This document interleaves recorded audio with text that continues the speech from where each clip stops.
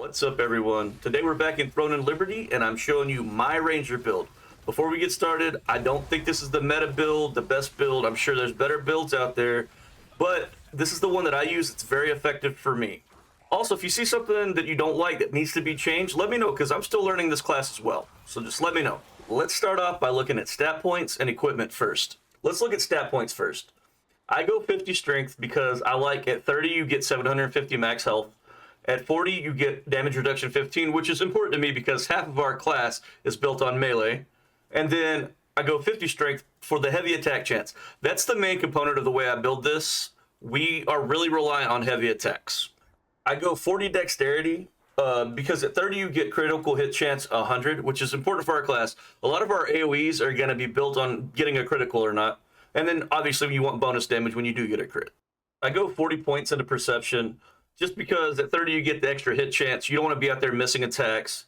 And at 40 you get the extra buff duration, 5%, which doesn't sound like a lot, but it's pretty handy. And my leftover points I dump into wisdom, just because to give me some extra mana and stuff.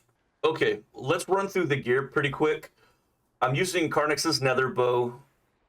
I'm using Duke Magna's Fury Warblade. This one's important because you get an extra 95 on heavy attacks for 6 seconds upon applying Stunning Blow or Shock with Stunning Blow. That's very important to our build. Let's look at some armor now. I am using Shock Commander's armor.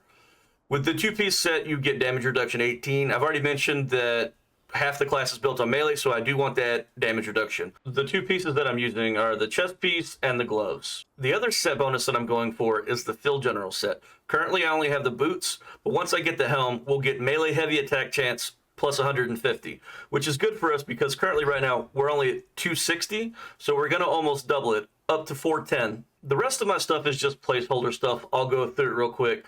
The helm's the visor of the Infernal Herald, Supreme Devotion on the cloak, the pants of the greaves of the Infernal Herald, Clasp of the Conqueror on the necklace, Gilded Infernal Wristlet, Etched Alabaster Band. I'm probably going to end up keeping this one, to be honest, because it's got attack speed, strength, and stun chance, which is everything that I need. The Amber Dimensional Band, probably going to keep this one as well. Strength, dex, movement speed. I don't really love the movement speed, but it's still pretty good. And then the Flame Rot Bindings. Okay, now let's talk about what I feel is the most important part of this build. It is Duke Magna's Berserk buff. You want to make sure you have that buff up before you start throwing your melee attacks. Okay, let's go talk about skills and rotation. Here we have two elite mobs. We have a Steelclaw Abomination and a Lethal Venom Abomination. I'm targeting the Lethal Venom Abomination because I know it's ranged. I'm going to get some attacks on that, and then we're going to move into melee so we can AoE both of them.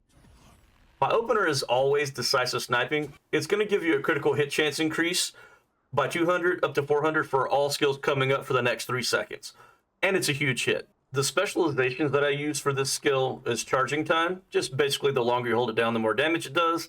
And Mobility. I like to be able to use this skill on the run in case I get in a pinch. I immediately follow Decisive Sniping with Ensnaring Arrow. This does what you think it does. It snares the mob in place. I don't have any specializations for this, but I do have a passive that increases magic, melee, and range critical chance by 315 upon attacking a bound or oppressed target. So when he's bound, he takes more damage. Immediately after that, I use Zephyr's Knock, which was a big mistake on my part. I should have used Strafing first. This does 4 attacks in a row, but it also applies Bullseye, which when you use Zephyr's Knock, it consumes it. And you want to use Zephyr's Knock from further away because the further away you are, the more damage it does. I don't use any specializations for Zephyr's Knock, but for Strafing, I do use the consecutive use one. Just flip these around and you'll be fine. Now I know I'm about to be using melee skills, so I'm going to be getting hit by both mobs, so I pop Da Vinci's Courage. This gives me increased max health regen by 210, but it also gives me a 15% increase on attack speed.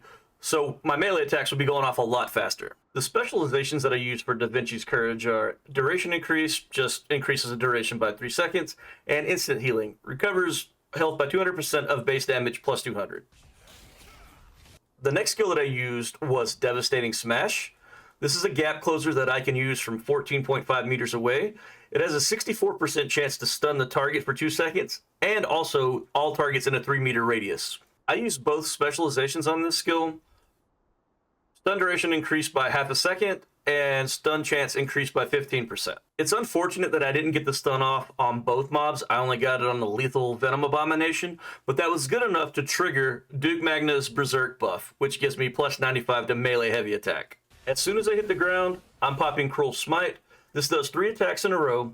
If you happen to get a heavy attack, it decreases its cooldown by 20%, and if you get a critical or a heavy attack, it does an AoE in a 3-meter radius around the mob you're attacking. I use 2 specializations here. I use the one that actually transformed the skill into Cruel Smite. This is going to add your AoE whenever you get a crit or heavy attack. And I use damage increase. So after you use this skill, damage is increased by 5% for 2 seconds. That's going to set us up for our next big attack, Guillotine. As you can see, we have both buffs up for Guillotine. We've got Duke Magna's heavy attack chance, and we have Cruel Smite's extra 5% damage. I use all 3 specializations with Guillotine Blade. Charges damage basically the same way Decisive Sniping works. Hold it down. The longer you hold it, the more damage it does. I use the cooldown reduction, decreases the skill cooldown by 15%. And then I also use the AoE damage. On critical hit or heavy attack, you get to do an AoE in a 3-meter radius around the mob you're attacking. That's why building crit and heavy attack is so important with this build. All of those buffs, and I still didn't get a critical or heavy attack. I immediately follow Guillotine with a Stunning Blow and a Timely Block. The Stunning Blow stuns the target and reapplies Duke Magna's heavy attack buff.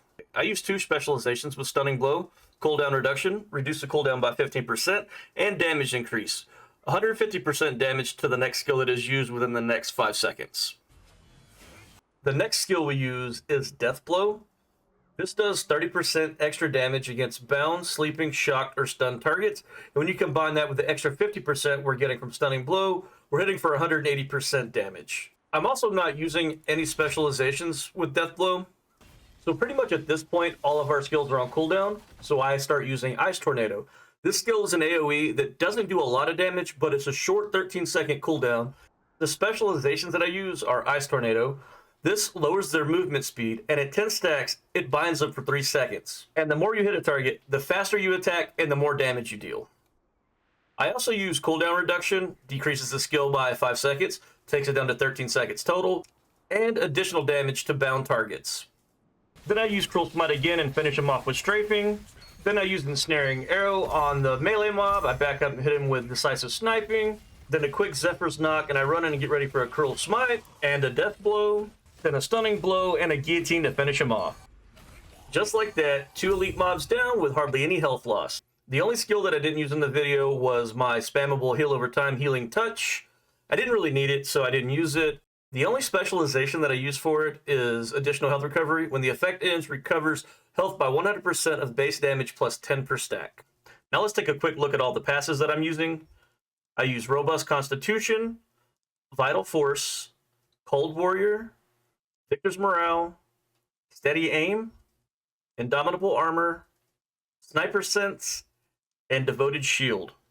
Alright, that's it for this video. I hope it helps. Like I said, it's not a perfect build. It's just the one that I like to use, the one I'm most comfortable with. So, thanks for watching. Peace out.